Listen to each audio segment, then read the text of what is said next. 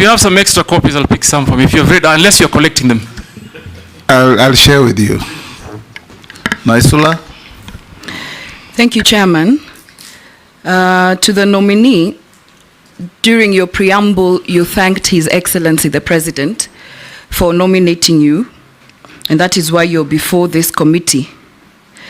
You are in public having said, and I quote you, "I don't ever dream of engaging with Ruto. Mimi niongee na Ruto, niongee na Ruto nini?" I want to put it to you that if this committee nominates you and the National Assembly approves you, you'll be sitting in a cabinet where His Excellency the President will be chairing. I would like to know whether mutaongea nini kwa hiyo cabinet. But that's beside the point. I want to get to the real issues. But that's also a very valid question, because it will be important to know how you will engage as the minister, if approved, cabinet secretary, and with His Excellency the President. Now, there is tax exemption on exploration and accumulation of exploration expenses for offset against income upon full commercialization. What I would like to know is, do you think exemption should be tied to certain activities and for certain duration of time? There are people who are exploring in this country in perpetuity for 30, 40 years just so that there is tax exempt. And I suspect they've actually explored and they've gotten the gemstones or whatever they're exploring, but because of the exempt, they continue to say they're exploring. To my last question, the Mining Act prohibits civil servants from dealing with minerals. According to Article 81 of the Mining Act, no person, whether civil or military, and serving in government is allowed to directly or indirectly acquire or hold any right or interest under any prospecting right. Despite this provision, high-ranking government officials, public officers, state officers, and civil servants are involved in mining. And I'm sure some of them have started looking for you since you were nominated.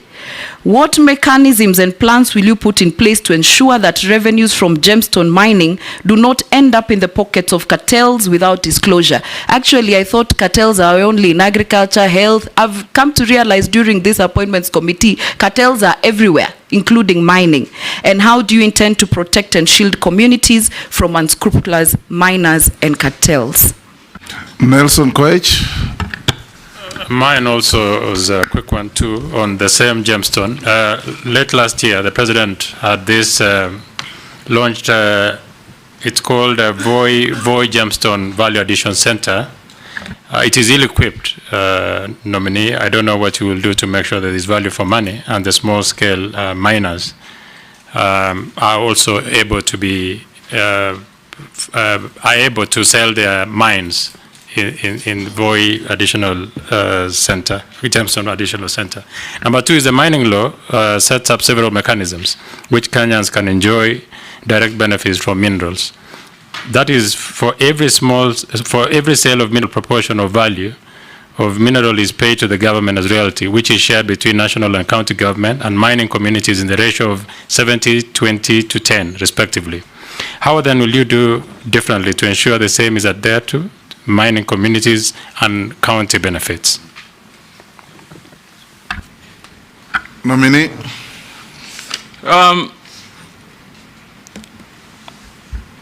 Honorable Naisula, you talked about exploration, but my research tells me, and I'm yet to get a detailed brief from the ministry,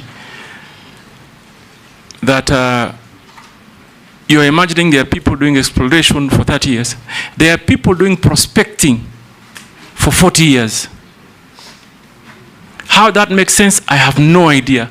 Whether it happens anywhere in the world, certainly it cannot be. How do you prospect for 40 years? So we need to quickly relook into our policy, Mr. Speaker. We can't as a country. And this explains why mining GDP's contribution is under 1%. It can't continue like this. It can't continue. And Honorable Naisula, you are very right.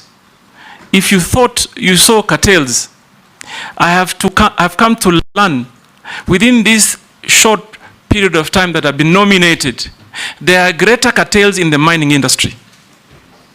And Mr. Speaker, if you approve me, that is where I begin. Remove the cartels, remove the brokers.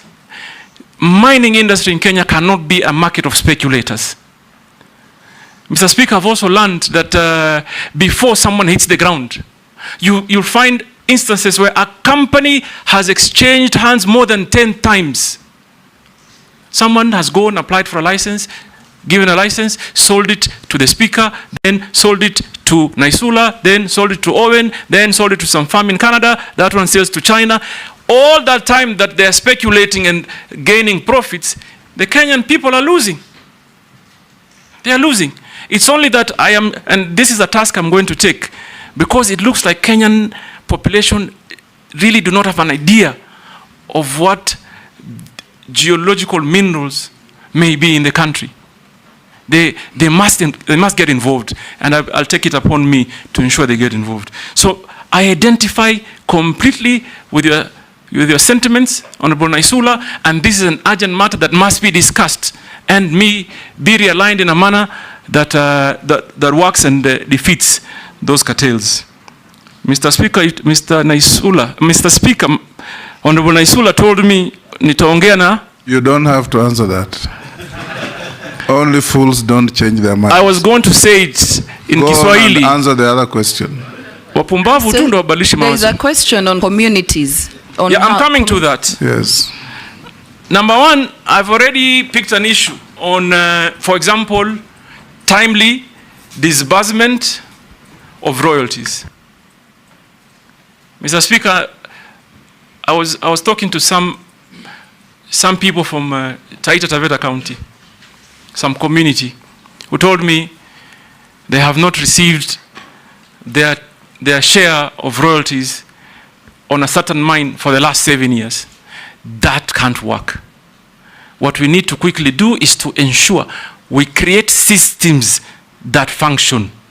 And number one priority is that the Kenyan people primarily should be priority in terms of receiving their royalties and benefits. Mr. Speaker, we also have to have a conversation. I am looking forward, for example, to quickly engage the counties. The counties, according to the current law, receive a good chunk of royalties.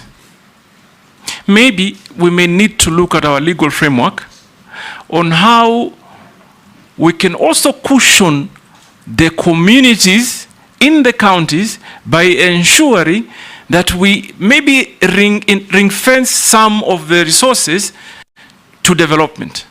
Why do I say this, Mr. Speaker? You know very well. Geological minerals do get depleted. There are generations that will come many, many years after us, and this country must have something to show. We can't, it just can't be a story that